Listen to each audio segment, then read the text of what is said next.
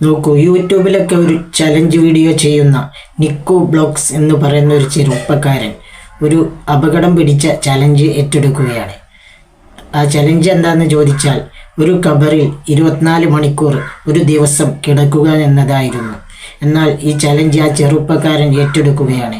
അതിനുവേണ്ടി ഖബർ ഒരുക്കുകയാണ്. ഖബർ എന്ന് നമ്മളെ സാധാ ഖബർ പോലെയല്ല, ഒരു ബെഡ്റൂം പോലെ സൗകര്യമുള്ള ഒരു ഖബറായിരുന്നു. അതിനുള്ളിൽ ഇലക്ട്രിസിറ്റിയും ഇൻ്റർനെറ്റും വായുസഞ്ചാരത്തിനുള്ള സൗകര്യങ്ങളൊക്കെ ഒരുക്കി അതിനുള്ളിലേക്ക് അവർ ഇറങ്ങി. അദ്ദേഹത്തിൻ്റെ കൂടെ ഒരു സ്നേഹിതനും ഉണ്ടായിരുന്നു, സുഹൃത്തും ഉണ്ടായിരുന്നു. അവർ രണ്ടുപേരും അതിനുള്ളിൽ ഇറങ്ങി സാധാ നമ്മളെ ഖബർ മൂടുന്നത് പോലെ മൂടി മണ്ണിട്ടു. അതിനുശേഷം അവർ അതിനുള്ളിൽ ഡാൻസ് കളിച്ച് ആർമാദിക്കുന്ന കാഴ്ചയാണ് കണ്ടത്. ഇങ്ങനെ കളിച്ചു കൊണ്ടിരിക്കുന്നതിനിടയിലാണ് പെട്ടെന്ന് ശക്തിയായ കാറ്റും വരുന്നത്. ശക്തിയായ കാറ്റും ഇടിയും മഴയൊക്കെ വന്നു. സമയം കൂടുന്തോറും ശക്തി ആർജിച്ചു വന്നു. അങ്ങനെ അതിനുള്ളിലേക്ക് പൈപ്പിനുള്ളിൽ കൂടെ വെള്ളം ഇറങ്ങാതിരിക്കാൻ വേണ്ടി പുറത്തുള്ളവർ ടാർപോളിൻ ഷീറ്റ് കൊണ്ട് മൂടാൻ ശ്രമിച്ചു. പക്ഷേ എത്ര ശ്രമിച്ചിട്ടും അതിന് കഴിയുന്നില്ല. ശക്തിയായ കാറ്റായിരുന്നു. അങ്ങനെ അതിനുള്ളിലേക്ക് വെള്ളം ഇറങ്ങാൻ തുടങ്ങി. ഇത് കണ്ട അവർക്ക് ഭയമായി. അതിനുള്ളിലുള്ള മൊബൈൽ ഫോണും ഇൻ്റർനെറ്റും ഒക്കെ എടുത്തു മാറ്റാൻ തുടങ്ങി. അങ്ങനെ ഈ കളിച്ചവരെ ലാസ്റ്റ് വീൽ ചെയറിൽ ഹോസ്പിറ്റലിൽ കൊണ്ടുപോകുന്ന കാഴ്ചയാണ് നമുക്ക് അവസാനം കാണാൻ കഴിയുന്നത്. നമുക്ക് ആ വീഡിയോ ഒന്ന് കണ്ടു നോക്കാം. ഒരു യഥാർത്ഥ സംഭവമാണ്. നേരെ മറിച്ച് ഒരു കെട്ടുകഥയല്ല. ഹിന്ദുമത വിശ്വാസിയായ നിക്കു ബ്ലോഗ്സ് എന്ന പേരുള്ള യൂട്യൂബറായിട്ടുള്ള ഒരു ചെറുപ്പക്കാരന് നടന്ന ഒരു സംഭവമാണ്. യൂട്യൂബിലൊക്കെ ചലഞ്ചിങ് വീഡിയോസ് ഒക്കെ ചെയ്യുന്ന ഒരു യൂട്യൂബറാണ് ഈ ചെറുപ്പക്കാരൻ. ഇപ്പോൾ നിലവിൽ ആ ചെറുപ്പക്കാരന്റെ യൂട്യൂബ് ചാനലിന് ഏകദേശം 5 മില്യണിലധികം സബ്സ്ക്രൈബേഴ്സ് ഉണ്ട്. അതായത് 50 ലക്ഷത്തിലധികം സബ്സ്ക്രൈബേഴ്സ്. പലതരം ചലഞ്ചുകളൊക്കെ ചെയ്യാറുണ്ട്. നമുക്കറിയാം, ഈ ചലഞ്ചിങ് വീഡിയോസ് ഒക്കെ ചെയ്യുന്നവരെ കാണുമ്പോഴറിയാം, പലപ്പോഴായി അപകടം നിറഞ്ഞ ചില കാര്യങ്ങളൊക്കെ എടുത്തുകൊണ്ട് അവർ ചലഞ്ചിങ് ആയി ഒരു അഡ്വഞ്ചർ ആയിട്ടൊക്കെ ചെയ്തു പോകാറുണ്ട്. അത്തരത്തിൽ ഈ ചെറുപ്പക്കാരൻ ഒരു ചലഞ്ച് ചെയ്യാൻ തീരുമാനിച്ചു. ഒരു അപകടം പിടിച്ച ഒരു ചലഞ്ചായിരുന്നു. ആ ചലഞ്ച് എന്ന് പറയുന്നത് ഇങ്ങനെയാണ്: 24 മണിക്കൂർ, അതായത് ഒരു ദിവസം മുഴുവനും ഒരു ഖബറിനുള്ളിൽ കഴിയണമെന്നുള്ളതായിരുന്നു ചലഞ്ച്. എന്നാൽ ആ ചലഞ്ച് ചെയ്യാൻ ആ ചെറുപ്പക്കാരൻ തീരുമാനിക്കുന്നു. അതിനുവേണ്ടി ആ ചെറുപ്പക്കാരൻ ഒരു കബറിടം തയ്യാറാക്കുകയാണ്. സാധാരണ കബറിടം പോലെയല്ല. നമുക്കറിയാം, ഒരു കബറിടം എന്ന് പറയുന്നത് ഏകദേശം ഒരു 6 അടി മാത്രമേ ഉണ്ടായിരിക്കുകയുള്ളൂ. ഒരാൾക്ക്, ഒരു മനുഷ്യന് നേരെ കിടക്കാൻ പോലും സാധിക്കില്ല. ചരിഞ്ഞു കിടക്കേണ്ടി വരുന്ന അത്രയും ഇടുങ്ങിയ ഒന്നാണ് ഖബർ എന്ന് പറയുന്നത്. പക്ഷെ ഇവിടെ ഈ ഒരു ചെറുപ്പക്കാരൻ ആ ഖബർ തയ്യാറാക്കുന്നത് ഒരു ബെഡ്റൂം പോലെ എല്ലാവിധ സജ്ജീകരണങ്ങളും ഒത്ത ഒരു ഖബറായിരുന്നു. ഇലക്ട്രിസിറ്റിയും എയർ കണ്ടീഷണറും ഇന്റർനെറ്റും അങ്ങനെ അടങ്ങുന്ന എല്ലാവിധ സംവിധാനങ്ങളും ആ ചെറുപ്പക്കാരൻ ആ ഖബറിനുള്ളിൽ തയ്യാറാക്കി വെച്ചു. ആ ഖബറിനുള്ളിൽ വെളിച്ചം കിട്ടുവാൻ വേണ്ടി ഇലക്ട്രിക് ബൾബുകളൊക്കെ സ്ഥാപിച്ചു. അതോടൊപ്പം ചില കുടലുകളും പൈപ്പുകളും മറ്റുമൊക്കെ അതിലേക്ക് വരുന്ന തരത്തിൽ ആ ഖബറിനുള്ളിലേക്ക് അതിന്റെ ഒരു വായു കിട്ടുന്ന തരത്തിലൊക്കെ അത്തരം ക്രമീകരണങ്ങളൊക്കെ നടത്തി. അങ്ങനെ എല്ലാവിധ സജ്ജീകരണങ്ങളും സംവിധാനങ്ങളും ഒത്ത ആ ഖബറിനുള്ളിലേക്ക് ആ ചെറുപ്പക്കാരൻ ഇറങ്ങുന്നു. ഒറ്റയ്ക്കായിരുന്നില്ല, കൂടെ മറ്റൊരു സുഹൃത്തു കൂടിയുണ്ട്. ഒരുപക്ഷെ ഒരു ഭയമുള്ളത് കൊണ്ടായിരിക്കാം കൂട്ടിരുന്നോളം മറ്റൊരു സുഹൃത്തിനെ കൂടി ആ ചെറുപ്പക്കാരൻ അതിനുള്ളിലേക്ക് ഇറക്കിയത്. അങ്ങനെ 2 ചെറുപ്പക്കാരും ആ ഖബറിനുള്ളിലേക്ക് ഇറങ്ങിയതിനു ശേഷം സാധാരണ ചെയ്യുന്നതുപോലെ അതിനു മുകളിൽ പലകയും മറ്റുമൊക്കെ വെച്ചുകൊണ്ട് അതിന്റെ മുകളിലൂടെ മണ്ണിട്ട് മൂടുന്നുണ്ട്. അതിനുശേഷം ആ 2 ചെറുപ്പക്കാരും അതിനുള്ളിൽ ആ ഖബറിനുള്ളിൽ കിടന്നുകൊണ്ട് ഡാൻസ് കളിക്കുന്ന, അർമാദിക്കുന്ന കാഴ്ചകളാണ് പിന്നീട് കാണാൻ സാധിച്ചത്. അവർ സന്തോഷിക്കുകയാണ്. ഖബറിനെ ഡിസ്റെസ്പെക്ട് ചെയ്യുന്ന തരത്തിലുള്ള ഒരു പ്രവർത്തനം എന്ന് വേണമെങ്കിൽ പറഞ്ഞു വയ്ക്കാം.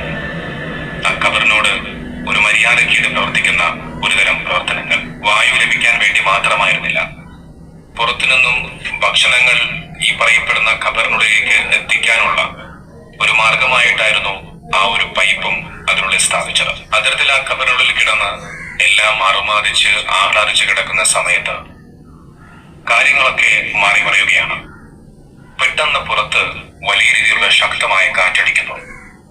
ആ കാറ്റിൽ അവിടെ വലിയ രീതിയിൽ പൊടിപടലങ്ങൾ പറക്കുന്നത് കാണുവാൻ സാധിക്കും. നേരം കഴിയുന്തോറും ആ കാറ്റ് അതിശക്തമായി വീശുകയാണ്.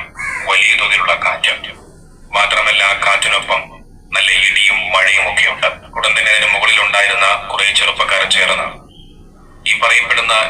ഒരു ഖബറിനുള്ളിലേക്ക് വെള്ളവും മറ്റുമൊക്കെ ഇറങ്ങാതിരിക്കാൻ വേണ്ടി ടാർപ്പാളോ മറ്റുമൊക്കെ കൊണ്ട് മൂടുകയാണ്. പക്ഷെ ടാർപ്പാ കൊണ്ട് മൂടുവാൻ സാധിക്കുന്നില്ല, കാരണം അത് ശക്തമായ കാറ്റാണ്. എത്ര കിട്ടിയാലും കാറ്റ് ആ ടാർപ്പായും കൊണ്ട് പറന്നു പോകും. അങ്ങനെ ഒരു സാഹചര്യമാണ്. അവസാനം ആ ശക്തമായ കാറ്റിൽ ഒന്നും ചെയ്യാനാകാതെ വന്ന സാഹചര്യമായപ്പോൾ ആ വെള്ളം ആ മണ്ണിലേക്ക് താഴേക്ക് ഒലിച്ചിറങ്ങി, ആ പലകയിലേക്ക് ഇറങ്ങി, ആ ഖബറിനുള്ളിലേക്ക് ഒലിച്ചിറങ്ങുന്ന കാഴ്ചയാണ് പിന്നീട് കാണാൻ സാധിച്ചത്. ആ കാഴ്ച കണ്ടതിനകത്തുണ്ടായിരുന്ന 2 ചെറുപ്പക്കാരും ഭയപ്പെടുകയാണ്. അവർ പേടിച്ചിങ്ങനെ നിലവിളിക്കുന്ന ഒരു സാഹചര്യം. അത് കണ്ട് ഭയപ്പെട്ടിങ്ങനെ വെപ്രാളപ്പെടുന്ന കാഴ്ചയൊക്കെ കാണാൻ സാധിക്കും. അതിനകത്തുണ്ടായിരുന്ന കുറെ ഇലക്ട്രിക് സാധനങ്ങൾ, ഫാനുകൾ, മൊബൈലുകൾ മറ്റുമൊക്കെ എടുത്തു മാറ്റുന്ന ഒരു കാഴ്ചയും കാണാം. പിന്നീട് വലിയ തോതിൽ വെള്ളം ഇങ്ങനെ ആ ഖബറിനുള്ളിലേക്ക് ഇറങ്ങിക്കൊണ്ടേയിരിക്കുന്നു. അത് കണ്ട് ആ ചെറുപ്പക്കാർ ഭയന്ന് പറിക്കുന്നുണ്ട്. ഉടൻ തന്നെ ആ ചെറുപ്പക്കാർ എങ്ങനെയെങ്കിലും അതിനുള്ളിൽ നിന്നും പുറത്തെടുക്കാൻ, അവരെ രക്ഷിക്കാൻ വേണ്ടി പുറത്തുനിന്ന ആളുകൾ ആ ഖബർ ഇങ്ങനെ കുഴിക്കുകയാണ്. പക്ഷെ ആ ഖബർ കുഴിച്ചുകൊണ്ടിരിക്കുന്ന സമയത്തും വലിയ രീതിയിൽ കാറ്റും മഴയും ഇങ്ങനെ വർദ്ധിച്ചു വരുന്ന സാഹചര്യമാണ്. അത്തരത്തിൽ ഇങ്ങനെ ഒരുപാട് തോതിൽ വെള്ളം ഇങ്ങനെ ആ ഖബറിനുള്ളിലേക്ക് ഇറങ്ങിക്കൊണ്ടേയിരിക്കുന്നു. അവസാനം എങ്ങനെയോ വളരെയധികം കഷ്ടപ്പെട്ട് പാടുപെട്ട് ആ ഖബറിനുള്ളിൽ കിടക്കുന്ന ആ 2 ചെറുപ്പക്കാരെയും അവിടെ ഉണ്ടായിരുന്ന രക്ഷാപ്രവർത്തകർ പുറത്തേക്ക് എടുക്കുകയാണ്. പിന്നീട് ആ ചെറുപ്പക്കാരനെ ആശുപത്രിയിലേക്ക് കൊണ്ടുപോവുകയാണ്. ഖബറിനുള്ളിൽ കിടന്നുകൊണ്ട് അറുമാദിച്ച് ഡാൻസ് കളിച്ച ആ ചെറുപ്പക്കാരനെ വീൽചെയറിൽ കൊണ്ടുപോകുന്ന കാഴ്ചയാണ് പിന്നീട് കാണാൻ സാധിച്ചത്. അതിനുശേഷം ആശുപത്രി കിടക്കുന്ന ഒരു കാഴ്ചയുമുണ്ട്. നോക്കി, ഇവിടെ ഈ ഒരു ചെറുപ്പക്കാരൻ ചെയ്തത് ഒരു ചലഞ്ച് ചെയ്യുന്നതിലുപരി അത് അള്ളാഹുവിനെ ചലഞ്ച് ചെയ്യുന്ന ഒരു പ്രവർത്തനം കൂടിയായിരുന്നു.